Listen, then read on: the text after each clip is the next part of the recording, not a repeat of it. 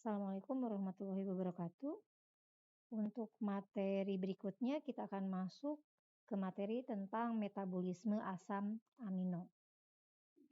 Asam amino ini berasal dari protein, di mana penguraian protein merupakan salah satu bentuk dalam pertukaran protein tubuh yang terjadi secara kontinu dalam semua bentuk kehidupan. Pada dewasa normal, 1-2% protein dari tubuh ini diganti setiap harinya. Protein diuraikan menjadi peptida dan juga asam amino. Asam amino tersebut berikutnya akan dibentuk protein baru atau sintesis protein baru sekitar 75-80%. 20-25% ini menjadi amina yang membentuk urea, sedangkan porsi karbonnya ini akan menjadi karbohidrat dan juga lemak. Pada degradasi asam amino berikutnya, ini ada 3 macam degradasi oksidatif. Yang pertama, pada degradasi normal dari protein seluler, asam amino yang dilepas pada waktu pemecahan protein ini akan mengalami degradasi oksidatif. Dan kemudian jika tidak digunakan, ini akan dibentuk kembali untuk sintesis protein. Kemudian pada saat diet mengandung protein tinggi atau surplus asam amino, ini asam amino tidak digunakan untuk sintesis protein. Jadi protein tidak dapat disimpan. Kemudian pada saat kondisi kelaparan atau DM, ini dalam kondisi tidak ada karbohidrat, maka protein seluler akan digunakan sebagai bahan bakar. Nah, ini adalah jalur untuk degradasi atau metabolisme protein sampai menjadi energi. Yang pertama diawali dengan protein yang berasal dari diet atau dari makanan. Ini ada proses digestion atau pencernaan sehingga akan menghasilkan asam-asam amino yang nantinya akan masuk ke dalam peredaran darah. Untuk digestion sendiri atau pencernaan, ini dimulai dari protein ini dipecah oleh adanya asam dan juga enzim-enzim yang ada dalam lambung atau pepsin. Nah, sedangkan di mulut sendiri ini tidak terjadi proses apa-apa untuk protein. Kemudian protein yang telah didegradasi itu akan menjadi polipeptida yang pendek, dan kemudian polipeptida ini oleh enzim-enzim peptidase yang dikeluarkan oleh pankreas juga dalam usus halus ini akan dirubah menjadi asam amino. Nah, perjalanannya kalau diilustrasikan adalah protein masuk ke dalam mulut, itu tidak ada proses apapun, pencernaan apapun, kemudian masuk ke dalam lambung. Di dalam lambung ini akan dipecah menjadi peptida-peptida, polipeptida dengan adanya asam dan pepsin.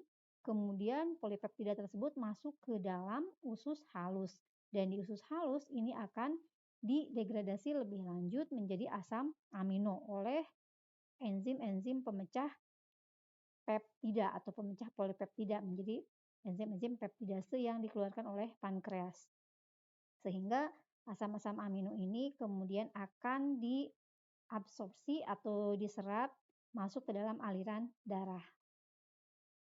Nah, untuk skematiknya, protein yang ada dalam makanan ini masuk ke dalam mulut, kemudian bercampur dengan saliva di dalam mulut, ini tidak ada proses digestion atau pencernaan, kemudian masuk ke dalam lambung. Ini di dalam lambung, ini protein didenaturasi oleh HCl, kemudian dihidrolisis oleh pepsin menjadi peptida-peptidanya atau polipeptida. Kemudian polipeptida yang besar ini dihidrolisis kembali ya oleh enzim-enzim yang ada pada pencernaan. Nah, enzim-enzim yang ada pencernaan yang ada pada usus halus ini dikeluarkan oleh pankreas, yaitu tripsin, kemotripsin, karboksipeptidase, aminopeptidase.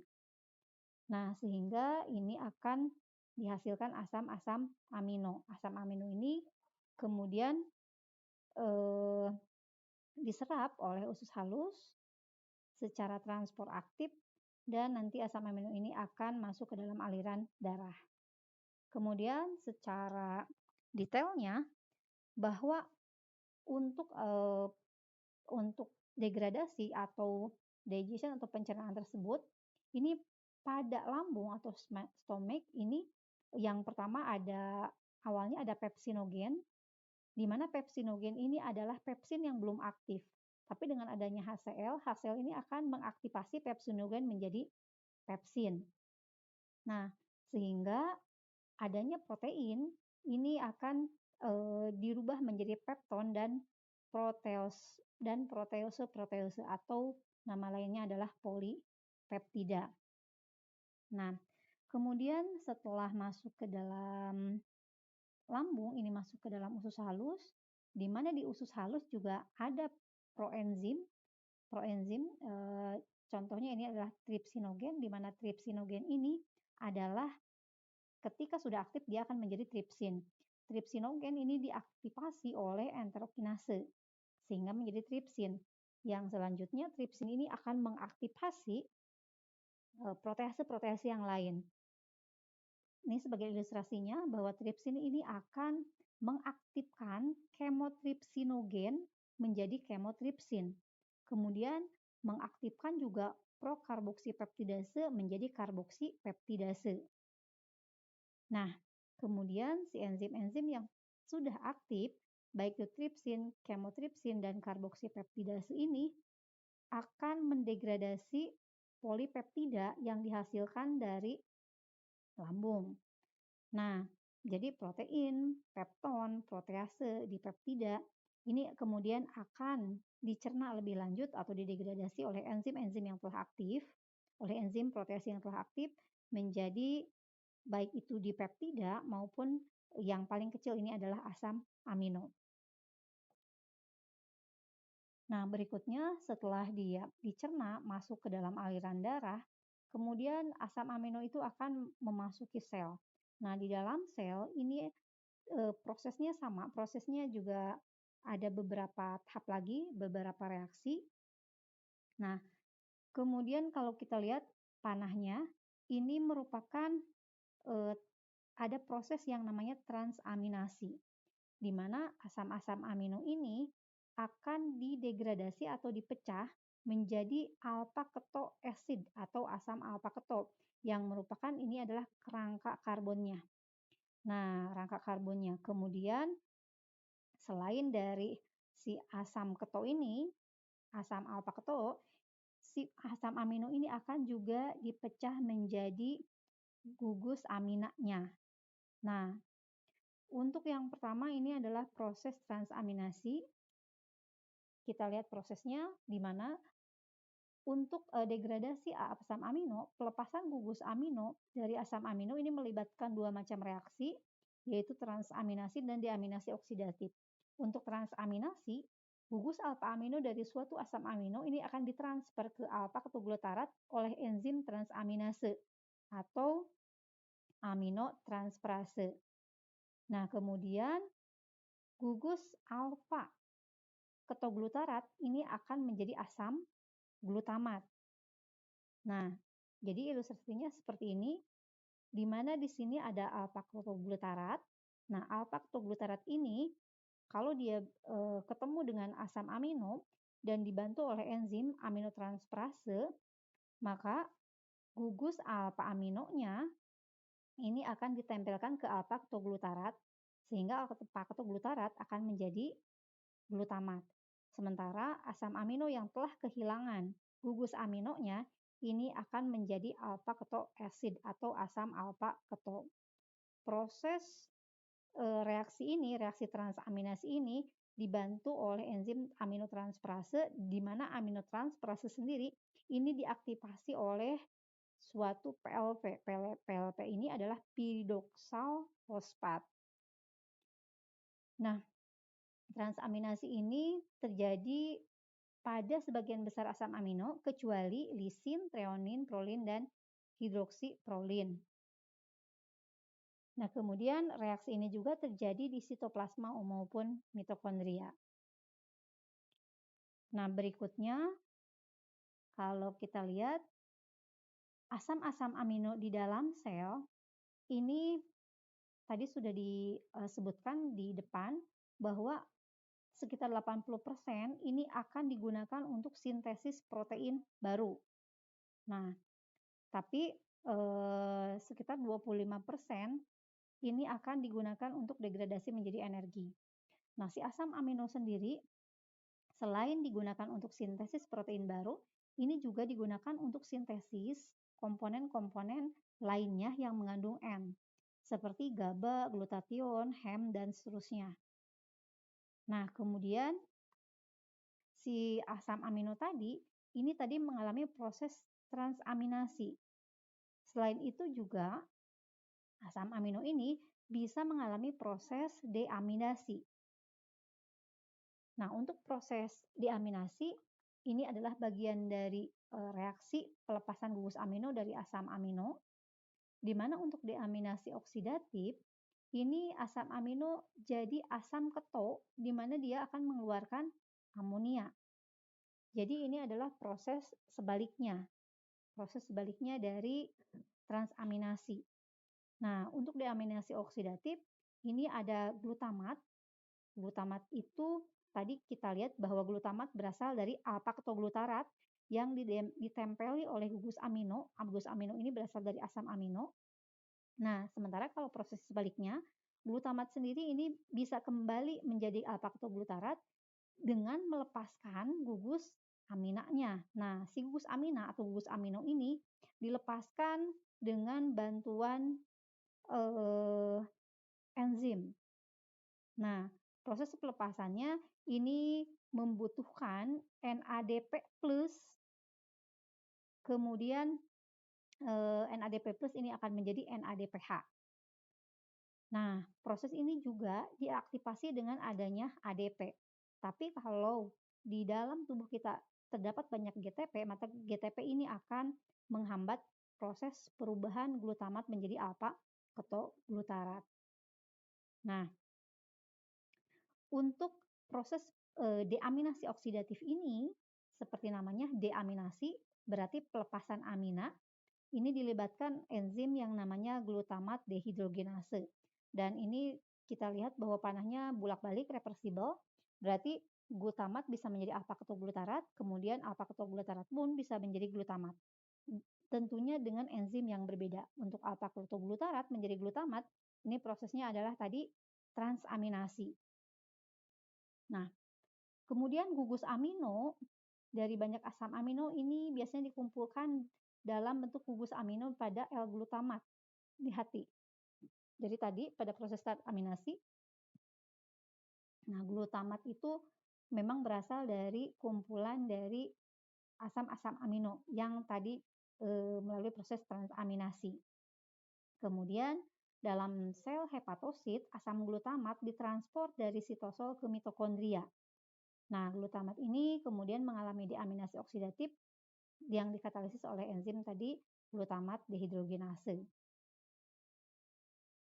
Kemudian ada proses kombinasi kerja di mana ada proses baik transaminase maupun maupun deaminasi. Nah, namanya adalah transdeaminasi. Berarti kerja dari transaminase dan glutamat dehidrogenase. Jadi yang perlu diingat adalah kalau transaminasi ini proses pelepasan dari gugus amina atau gugus amino. Nah, jadi ketika ada asam amino yang berasal dari protein yang telah dicerna, ini asam aminonya, atau bisa juga asam amino ini berasal dari protein yang ada pada sel, kemudian gugus aminanya ini akan dilepas sehingga dia akan menjadi asam alpha-keto. Gugus aminanya sendiri ini akan ditransfer pada alpha-ketoglutarat. Jadi alpha-ketoglutarat ini menerima gugus amina dari asam amino. Nah, kemudian alpha-ketoglutarat sendiri ini akan menjadi glutamat setelah dia ditempeli oleh gugus amino.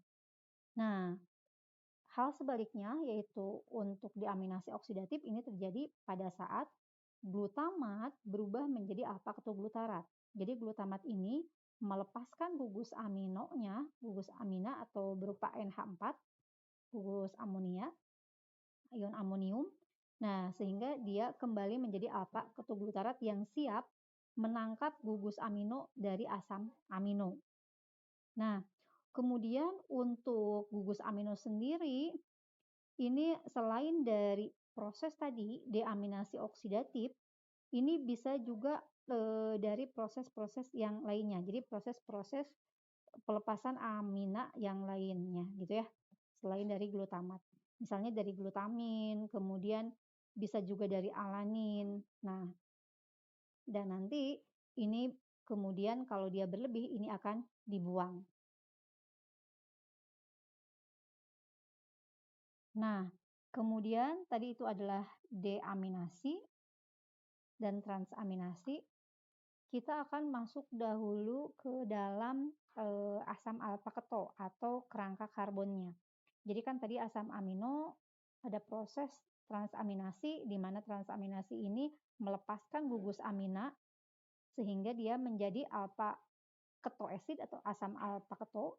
Ini berupa kerangka karbon saja tanpa gugus aminonya. Kemudian gugus alfa keto ini dia akan menjadi beberapa produk. Nah, yang pertama dia bisa masuk ke dalam siklus asam sitrat. Nah, ini terjadi pada saat kondisi degradasi normal. Nah, setelah masuk ke dalam siklus asam sitrat, ini bisa menghasilkan ATP atau energi. Kemudian dia juga bisa dirubah menjadi glukosa. Kemudian untuk berikutnya, asam alfa keto ini juga bisa dirubah menjadi asetil koenzim A. Hal ini terjadi jika diet mengandung protein tinggi. Nah, yang selanjutnya asetil koenzim A ini juga seperti pada bahasan sebelumnya, ini juga bisa digunakan untuk biosintesis asam lemak. Nah, asam alfa keto sendiri ini bisa juga dijadikan keton bodies, di mana keton bodies ini merupakan sumber energi juga. Hal ini terjadi jika dalam keadaan puasa atau kadar glukosa rendah. Maka keton bodies lah yang akan menjadi sumber energi. Nah, si asam alfa keto ini bisa membentuk produk-produk menjadi 7 produk metabolik. Nah, tadi salah satunya adalah asetil koenzim A. 7 produk metabolik tersebut yang pertama adalah asetil koenzim A, tadi sudah disebutkan. Kemudian asetoasetil-CoA. Nah, untuk asetil-CoA dan asetoasetil-CoA ini merupakan asam-asam amino jenis ketogenik. Produk lainnya dari asam alfa keto adalah berupa piruvat, alfa ketoglutarat, suksinil koenzim A, fumarat, dan juga oksaloasetat. Nah, yang biru ini merupakan asam metabolik yang termasuk glukogenik. Nah, untuk proses degradasinya sendiri, kalau kita lihat 7 produk metabolik tadi, nah contohnya ini adalah asam amino leusin, lisin, fenilalanin, triptopan, dan tirosin. Ini bisa dirubah menjadi asetoasetil-CoA. Nah, asetoasetil-CoA selanjutnya akan menjadi asetil-CoA. Nah, asetil-CoA dia dirubah menjadi sitrat dan berikutnya sitrat ini akan merupakan intermediate dari siklus asam sitrat sehingga dia akan masuk jalur siklus asam sitrat.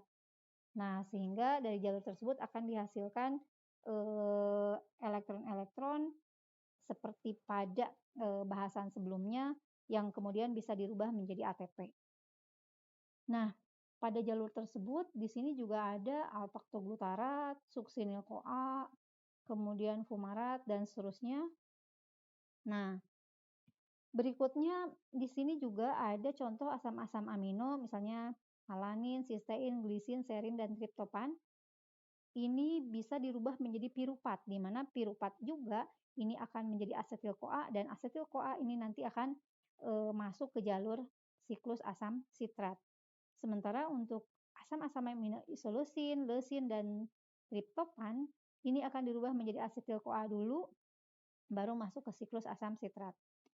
untuk asam amino yang lain, arginin, glutamin, histidin, dan prolin, ini akan menjadi glutamat dulu, baru menjadi alfa-ketogglutarat dan masuk ke siklus asam sitrat. Untuk asam-asam amino ini, isoleusin, metionin, treonin, dan valin, ini dirubah menjadi suksinil-CoA dulu, baru masuk ke siklus asam sitrat. Dan untuk fenilalanin dan tirosin, ini akan dirubah jadi fumarat dulu, baru masuk ke siklus asam sitrat. Jadi 7 produk metabolik tadi ini adalah 1 asetoasetil-CoA, 2 asetil-CoA, 3 piruvat, 4 oksaloasetat, 5 fumarat, 6 suksinil-CoA, dan 7 alfa-ketogglutarat. Nah, kemudian ada juga asam-asam amino yang dia bisa berubah atau bisa diubah dulu, tidak hanya satu produk. Kalau kita lihat di sini mungkin glisin, coba lihat di sini ada glisin atau mungkin yang lain. Jadi tidak cuma satu gitu ya. Misalnya fenilalanin, tirosin. Nah ini tirosin. Tirosin ini bisa dirubah dulu menjadi asetoasetil-CoA atau bisa juga dirubah menjadi fumarat. Nah, jadi ada asam-asam amino yang bisa dirubah menjadi beberapa produk dari 7 produk metabolik. Nah, kemudian kalau bicara tentang asam amino, ini ada 2 kelompok besar, ada asam amino yang esensial, ada yang non-esensial. Di mana asam-asam amino non-esensial ini adalah asam-asam amino yang dapat disintesis oleh tubuh, sementara yang esensial ini tidak dapat disintesis oleh tubuh. Nah, ini ada asam amino yang cukup penting karena dia memegang peranan penting dalam transformasi gugus amino dari otot ke hati. Nah, ini adalah contohnya alanin, di mana prosesnya ini merupakan disebut sebagai siklus glukosa alanin.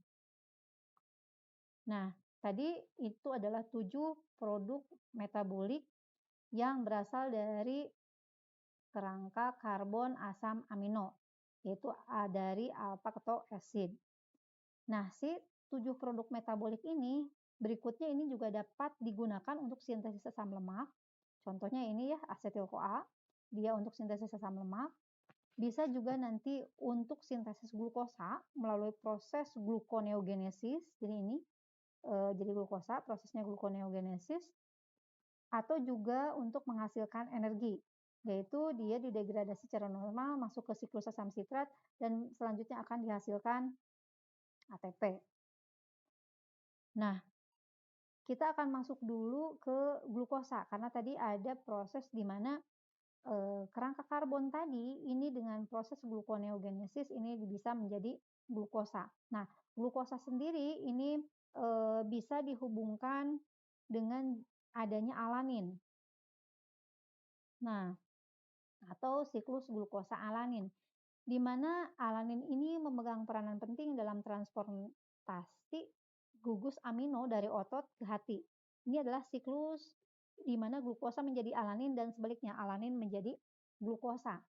Jadi protein-protein yang ada pada otot ini didegradasi atau dibongkar menjadi asam-asam amino. Kemudian asam amino sendiri mengalami pemecahan, ini menjadi gugus menjadi amonia. Nah, amonianya ini masuk ke dalam glutamat. Jadi prosesnya adalah transaminasi. Nah, glutamat dengan piruvat. Nah, ini dengan enzim alanin transferase. Nah, ini akan berubah menjadi piruvat gitu ya. Nah, berikutnya piruvat sendiri ini bisa dikonversi menjadi alanin. Sehingga alanin masuk ke peredaran darah dan alanin ini kemudian masuk ke dalam hati. Di dalam hati, alanin akan dirubah kembali menjadi piruvat. Piruvat, alanin menjadi piruvat ini dibantu oleh enzim alanin transaminase. Kemudian alanin si piruvat sendiri ini akan dirubah menjadi glukosa dengan proses yang namanya gluconeogenesis dan glukosa ini kemudian diedarkan ke peredaran darah dan di dalam peredaran darah, masuk ke dalam sel, kemudian ada proses yang namanya glikolisis. Glikolisis nanti akan menghasilkan pirupat. Nah, berikutnya pirupat bisa berubah menjadi alanin dan seterusnya. Ini merupakan suatu siklus. Siklus peredaran eh, glukosa dan alanin yang ada pada otot dan hati. Nah, kemudian kalau kita lihat jalur ini lagi, jalur besar ini, metabolisme protein, kita akan masuk ke proses yang namanya tadi deaminasi ya. Nah, tadi sudah dijelaskan bahwa deaminasi ini kebalikan dari proses transaminasi. Di mana kalau transaminasi ini gugus amino dari asam amino ini ditangkap oleh alfa ketoglutarat. Nah, sedangkan deaminasi justru ini proses di mana si alfa ketoglutarat melepaskan gugus aminonya. Nah, gugus amino yang dilepaskan ini nanti dikumpulkan dalam bentuk NH4+. Nah, atau ion amonium. Nah, si ion amonium ini dia bisa digunakan untuk sintesis asam amino yang lain. Contohnya ini adalah GLN atau glutamin. Nah, bisa juga dia dibentuk atau asam amino lain yaitu GLU atau glutamat. Nah, antara glutamat dengan ion amonium ini juga bisa reaksinya bolak-balik sehingga di sini kita bisa baca sebagai gugus amino bisa berubah menjadi glutamat dan glutamat bisa berubah menjadi bisa terpecah sehingga dia menghasilkan gugus amino atau amonium ini. Nah, dan berikutnya di sini juga ini reaksinya juga bolak-balik dari glutamat juga ini bisa jadi glutamin. Nah, ini jadi ada hubungan antara proses transaminasi dan deaminasi. Tadi sudah dilihat ada bagannya juga.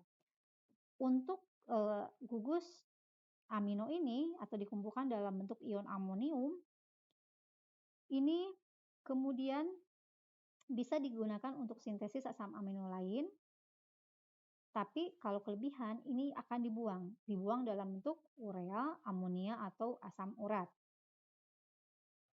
Nah, amonia hasil metabolisme asam amino tersebut ini bersifat racun sehingga kalau tidak digunakan untuk sintesis asam amino baru, senyawa nitrogennya ini akan diekskresikan atau dikeluarkan melalui beberapa cara. Yang pertama, bisa dalam bentuk amonia. Biasanya hewan yang mengekskresikan amonia langsung dalam bentuk amonia ini adalah ikan. Hewannya dinamakan sebagai amonotelik. Bisa juga diekskresikan dalam bentuk asam urat atau uric acid. Ini hewannya dinamakan sebagai urikotelik, contohnya burung dan reptil.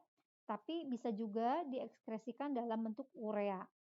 Nah, hewan yang mengekskresikan nitrogen atau amonia dalam bentuk urea ini namanya adalah hewan ureotelik.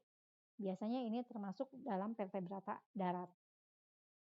Nah, untuk siklusnya ini dinamakan siklus urea. Nah, pembuangan dari amonia atau amonium ini, nah tadi ada yang langsung menjadi amonium dalam bentuk amonia, ada yang jadi urea, ada yang menjadi asam urat. Nah, ini nanti dikeluarkan lewat urin. Kemudian yang keluar lewat urin juga adalah ini kreatinin. Nah, kreatinin ini adalah hasil dari ada produk yang namanya kreatin P gitu ya. Nah, si kreatin P ini merupakan produk yang dihasilkan dari sintesis senyawa. Nah, sintesis senyawa yang ada nitrogennya. Ini berasal dari asam amino. Jadi asam amino bisa disintesis menjadi senyawa lain. Contohnya salah satunya adalah kreatin P. Nah, ini ada senyawa lagi yang namanya purin. Purin juga disintesis dari asam amino. Nah, purin ini kalau kelebihan ini akan dibuang dalam bentuk asam urat. Nah, untuk vertebrata tadi dia dibuang dalam bentuk urea. Nah, pembentukan urea sendiri ini dimulai dari senyawa yang ada gugus N-nya berupa amonia atau di sini ion amonium, ini dirubah dulu menjadi karbamyl fosfat. Nah, karbamyl fosfat kemudian dirubah menjadi bentuk ornitin, bentuk sitrulin dan seterusnya. Sitrulin, kemudian argonosoksinat, arginin dan ornitin. Nah, ini namanya adalah siklus urea. Nah, untuk siklus urea sendiri ini sebagian terjadi pada mitokondria. Ini yang di-highlight, yang diwarnai warna biru. Ini adalah terjadi di mitokondria. Sementara yang lainnya ini terjadi di sitoplasma. Nah, untuk proses yang pertama ini adalah berupa amonia atau tadi berupa ion amonium NH4+. Ini dirubah menjadi karbamyl fosfat oleh enzim karbamyl fosfat sintase.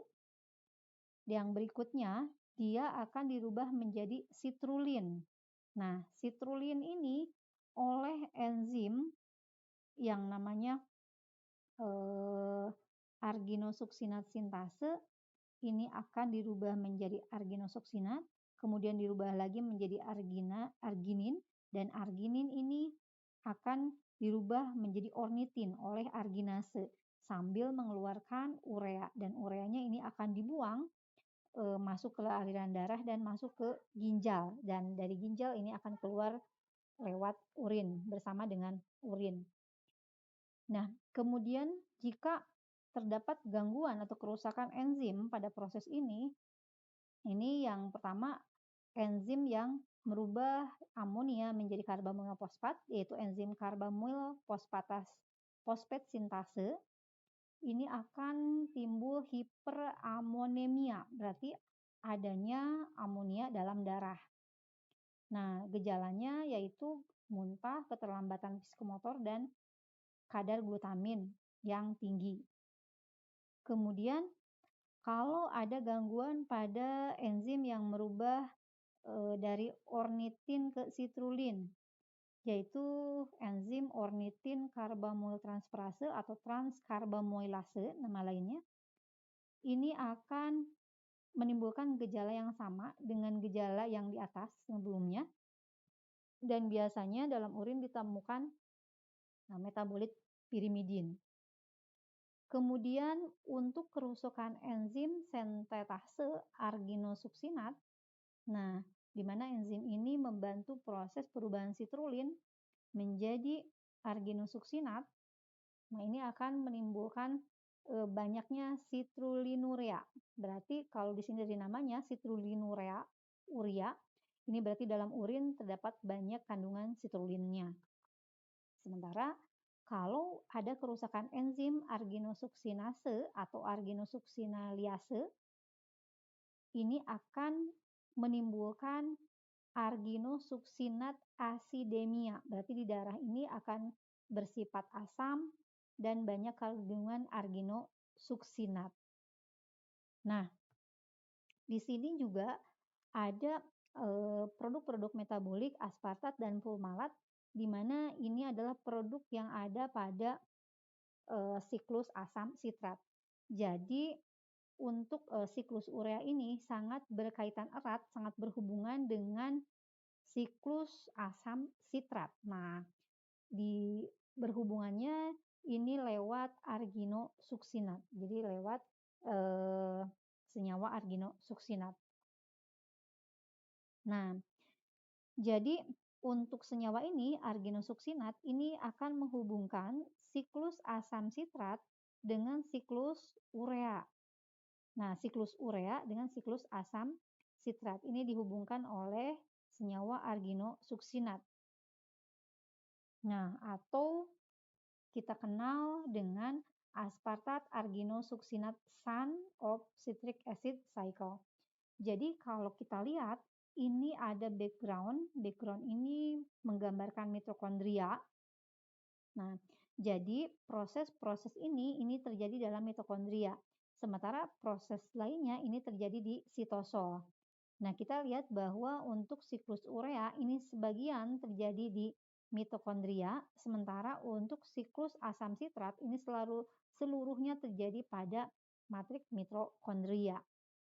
Nah, kemudian tadi sudah dijelaskan bahwa pada siklus urea ini ada proses sitrulin menjadi arginin, di mana prosesnya ini akan menghasilkan dibantu oleh arginosuksinat senyawanya gitu ya. Senyawa penghubungnya adalah arginosuksinat. Kemudian dari arginin ini menjadi ornitin dan dia akan melepaskan urea. Ini siklus urea. Kemudian senyawa arginosuksinat ini yang berasal dari perubahan sitrulin menjadi arginin, ini arginosuksinat juga selain menjadi arginin, dia juga bisa menjadi fumarat. Menjadi fumarat, kemudian fumarat menjadi maleat, dan maleat menjadi oksaloasetat. Nah, di mana fumarat, maleat, dan oksaloasetat ini merupakan senyawa-senyawa intermediate yang ada pada siklus asam sitrat.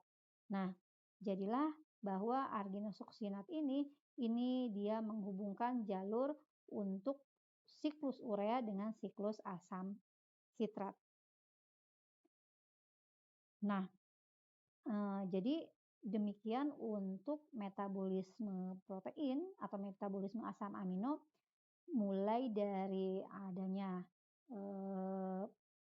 digestion atau pencernaan asam amino sampai si amino sendiri dia dirubah menjadi energi, yaitu kerangka karbonnya, atau dia juga akan dibuang menjadi produk-produk berupa urea, asam urat, atau amonia, dibuang ke urin.